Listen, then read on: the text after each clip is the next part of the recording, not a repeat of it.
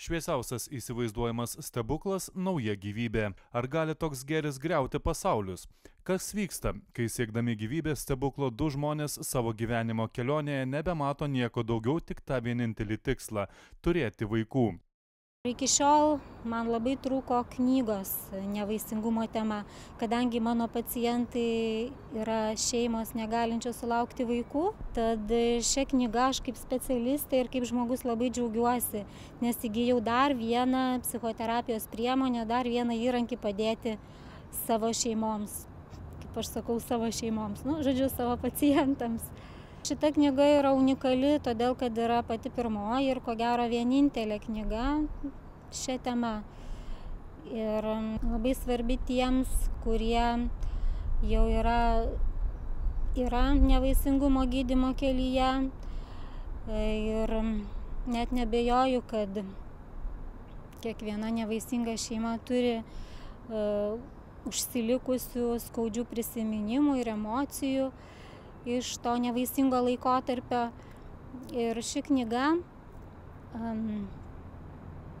jinai padės, net nebejoju, padės išlaisvinti tas emocijas, tos skausmingus prisiminimus. Knyga labai svarbi ir tiems, kurie yra gydymo pradžioje, kelio pradžioje, nes knygoje yra labai daug informacijos apie patį gydymą, apie pagalbinio apvaisinimo procedūrą.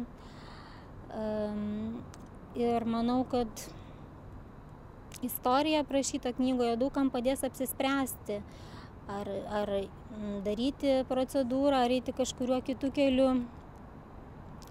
Manau, kad šią knygą labai svarbu būtų perskaityti ir medikams ir visiems kitiems specialistams, kurie dirba su nevaisingomis šeimomis. Knygoje labai atvirai ir jautriai aprašoma, ką išgyvena šeima gydytojo kabinete, kaip vienas vienintelis žodis ar frazė gali išmušti žmogų iš vėžių, gali atimti tikėjimą. Visa istorija nutinka Pietų pusrutulyje dėl to, kad ten aš gyvenau, ten praleidau daug metų. Po Pietų kryžiumi iškeičiau grįžulo ratus į Pietų kryžių ir buvo labai įdomu iš tikrųjų pagyventi kitame žemės pusrutulyje. Kaip sakoma, žemyn galva. Ir dar dėl to, kad ta šalis yra nepaprasta. Galima sakyti, nenormaliai nuostabi šalis. Ir apie ją yra lengva rašyti. Apie šitą opią problemą, nevaisingumo problemą. Ir kaip jinai yra sprendžiama, kokia pagalba yra suteikiama žmonėm, kokias procedūras jie gali rinktis, kaip yra viskas reglamentuojama. Apie tai aš žinau daug, gal per daug, nedaugiau negu norėčiau žinoti, ir aš apie tai žinau būtent Australijos kontekste. Ir be abejo, Australija ir Anglija yra tos šalis, kurios tikrai gerokai pažengusios pagalbinio apvaisinimo srityje, kur vykdoma daug daugiau procedūrų, nei yra atliekama Lietuvoje. Romane pamažu atskleidžiami šios tyliai sopančios problemos – dirbtinio apvaisinimo užkulisiai.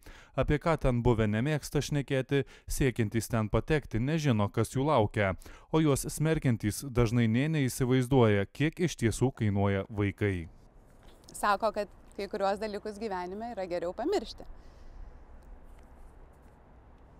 Aš norėjau juos užrašyti.